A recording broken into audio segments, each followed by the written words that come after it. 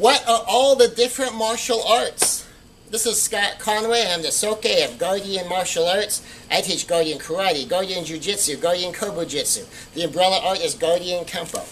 I've got 42 years of martial arts experience when I'm shooting this video. I've got black belts in 7 different styles that range from karate systems to jiu-jitsu systems and Kempo systems.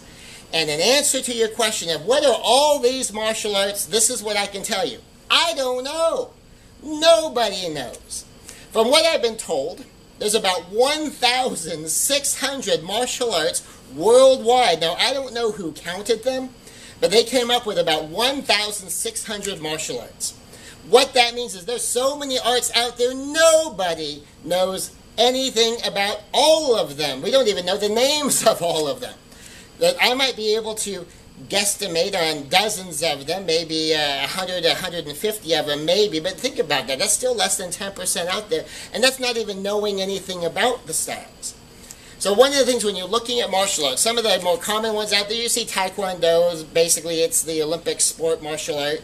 Tang Soo Do is closely related to that. Brazilian Jiu-Jitsu is really popular right now. MMA tends to combine some boxing, maybe some Muay Thai, which is like kickboxing, with some wrestling techniques that you might have seen in UFC if you've watched those, and that's Brazilian Jiu-Jitsu, a lot of the ground fighting work. A lot of circular martial arts styles, a lot of linear martial arts styles, throwing arts, flowing arts, health-based arts like Tai Chi. So they are all over the place.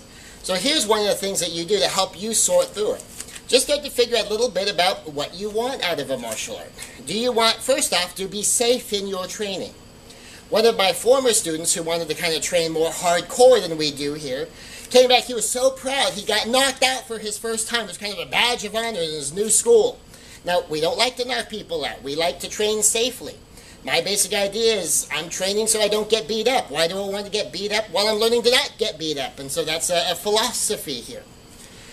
And one of the things we ask them is, well, did they tell you now not to step into the ring for at least 2 or 3 weeks? And I said, well, no, why? So because if you have a brain injury, you got hit in the head hard enough to be knocked out, you want to make sure that doesn't happen to you again for a couple of weeks. At least give your brain time to heal. Otherwise, it may not heal back all the way if you're getting knocked out repeatedly before you fully recovered.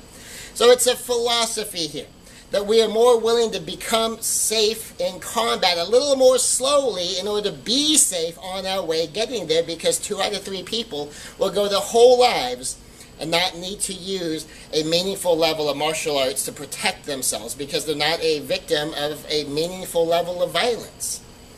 And so we don't want to get beat up and get hurt on our way to training, but that's something for you to decide. For some people, they love that level of intensity. They love stepping in the ring and being able to pound on someone, get pound back.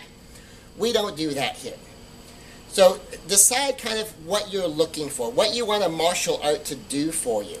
And ask some questions, including some of the questions, if you can get my series on ahas, people sometimes have a little bit too late, and just go through some of those and ask the questions early.